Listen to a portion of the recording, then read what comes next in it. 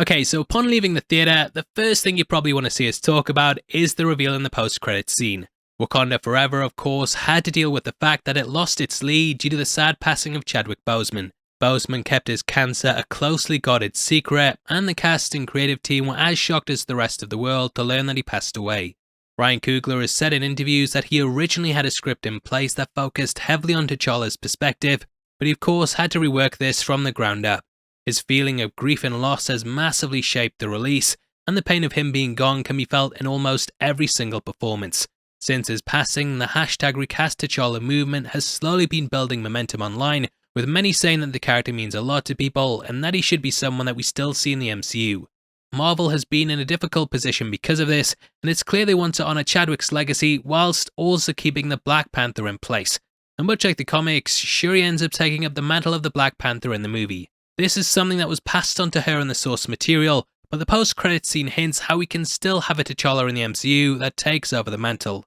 In the movie, we discover T'Challa died of an unknown illness, and since then Wakanda has been mourning the loss. Nakia never attended the funeral, not only because she found it too painful, but also because she was carrying a secret with her.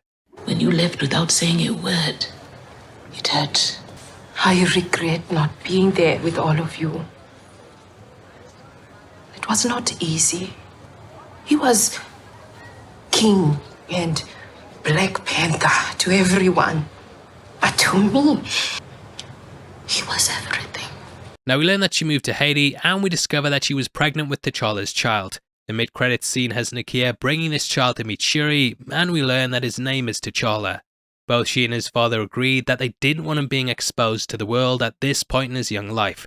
Knowing that he would be dying, and the burden of royalty, it would add such an immense pressure to him at this young age, and therefore they hid him away. This is another reason why she didn't go to the funeral, because she would have had to take him with her, and this would have revealed him. They had their own ceremony for him in Haiti, and kept their private life private, so to not draw attention to him. However, he is still a prince of Wakanda, and being called T'Challa could cement the strategy that they're going to be using in the future. Because of this, we still technically have a T'Challa that can be the Black Panther. However, this doesn't try and continue or erase Chadwick's time in the role. Instead, it's very much carrying on his legacy, and also allowing the character of T'Challa to don the mantle down the line.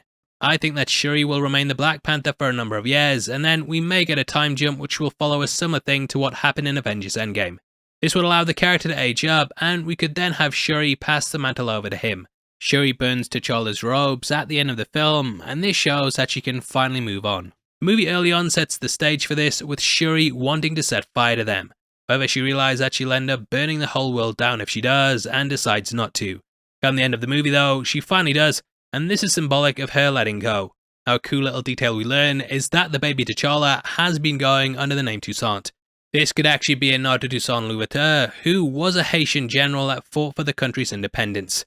That might be me clutching at straws to try and connect his name, but that's what I thought that they might have been doing. It's such an emotional scene, and it's very much a bittersweet way to go forward with a character in the MCU. Originally in the comics, T'Challa was in a relationship with Storm, and the pair had a son together called Azrai T'Challa T'Chaka.